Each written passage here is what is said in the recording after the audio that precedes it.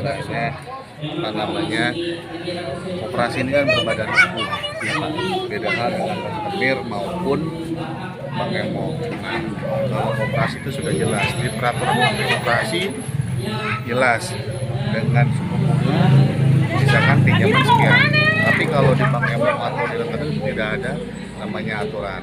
Nah, pada prinsipnya bahwa koperasi itu adalah berbadan hukum. Nah, kalau bank emok dan rentenir itu tidak berbadan hukum. Nah, saya di sini sebagai kepala bidang koperasi, tugas pokok dan fungsinya itu selaku pembinaan maupun pengawasan. Nah, kita bisa mengawasi koperasi-koperasi yang ada di wilayah Kabupaten Serang. Nah, ketika ada koperasi yang menyalahi aturan, tugas kami untuk memberikan pengawasan dan memberikan sanksi. Mungkin itu saja.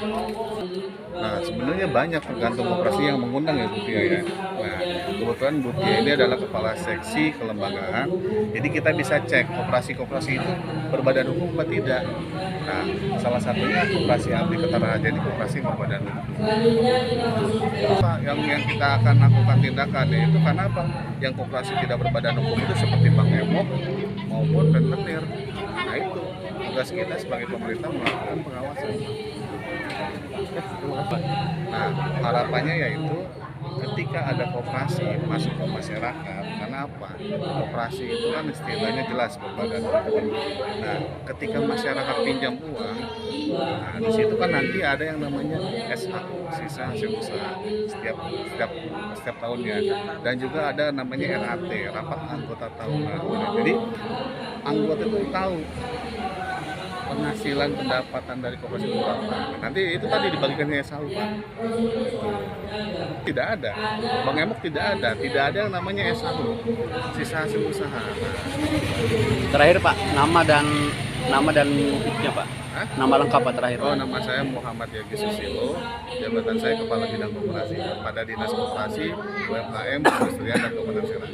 Nomor apa Pak? Sekalian nomor apa? Nomor apa? Bisa nanti ke panitia Pak ya. Oh ya. Siap, Pak. Terima kasih. Programnya ya kami sama di desa-desa lain Pak ya.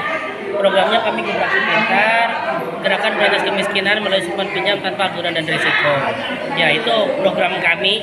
Ya jadi memang kami di sini tanpa agunan dan kami di sini berantas kemiskinan di sini tidak hanya dari sisi kemiskinan itu kan pasti ada sebabnya. Salah satunya kan sekarang itu yang merajalela tuh bank keliling, ya bank keliling, bank emok, dan itu adalah salah satu sekarang kami concern di sana untuk mengedukasi masyarakat agar lebih bisa memilih permodalan atau pembiayaan pinjaman untuk usahanya itu yang lebih halalan toiban. Jadi yang memang jelas halal dan jelas baik.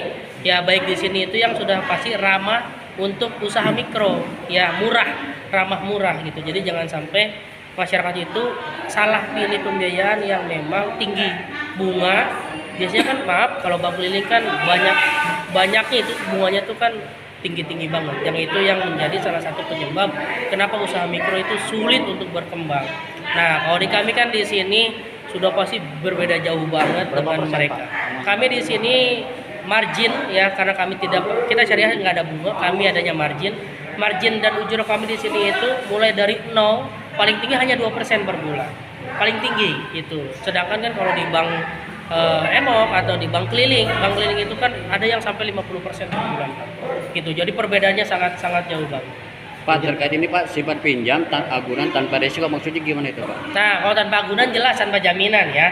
Kalau tanpa risiko di sini adalah jadi kalau anggota kami yang memiliki pembiayaan itu meninggal dunia, itu tidak ada risiko pinjamannya diturunkan ke ahli waris gitu. Jadi tidak ada ahli warisnya harus menanggung atau keluarganya harus menanggung. Jadi itu kita anggap pembiayaannya dilunasi. Diklaim gitu Pak. Betul, kami putihkan. Karena memang kami di sini kerjasama dengan pihak asuransi. Paling gede berapa? Ini untuk yang usaha mikro ini Ya, yang awal. dari 100.000 sampai dengan 30 juta paling besar tanpa jaminan itu, yang tanpa jaminan. Ya. 30 juta? Iya. Ya, sama. Jadi berapa persen tuh Pak? 0 sampai 2% per bulan, semuanya sama kita. Ya, semuanya sama. Itu berbeda. Jadi kalau produknya ada yang produknya 1% per bulan, ada yang produknya 2% per bulan, itu beda-beda. Pokoknya paling tinggi hanya 2, tidak lebih dari 2. Harapannya pada masyarakat yang hadir pada hari ini Pak? Harapan kami masyarakat mulai lebih peka terhadap pembiayaan permodalan yang memang mana yang baik untuk mereka, mana yang tidak baik untuk mereka. Mereka sekarang harapan kami adalah mengedukasi mereka, teredukasi justru. Karena di sini kami mengedukasi, harapannya mereka teredukasi, paham yang disampaikan oleh kami. Kedepannya mereka akan lebih memilih pembiayaan-pembiayaan yang lebih mensejahterakan untuk mereka. Gitu. Ya, persyaratannya kami untuk dokumen itu hanya KTP, fotokopi KTP dan fotokopi kartu keluarga itu sudah cukup. Ya, nama saya Gelar Purnama, manajer operasional IT dari KSPPS Abdi Kitara. Assalamualaikum warahmatullahi wabarakatuh. Terima kasih dengan adanya kegiatan rapat sosialisasi koperasi IKR ini. Saya atas nama Kepala Desa tentunya mengucapkan banyak terima kasih dan mudah-mudahan dengan adanya kegiatan ini terutama bisa meningkatkan taraf ekonomi masyarakat Desa Jawilan khususnya. Dan juga dengan adanya kegiatan tadi mudah-mudahan masyarakat bisa melaksanakan kegiatan ya terutama beralih pinjam yang tadinya dengan bunga yang cukup besar dengan koperasi tadi menurut saya memang cukup kecil banget gitu kalau dihitung-hitung suku bunganya jauh berbeda dan ini merupakan ada pinjaman tanpa anggunan. Ya memang saya atas nama Kepala Desa juga berharap dengan kehadirannya koperasi ini mudah-mudahan masyarakat Jawilan terutama bisa meningkatkan taraf ekonomi dan bisa merubah ekonomi yang tadinya kurang bagus, masih dalam kondisi miskin.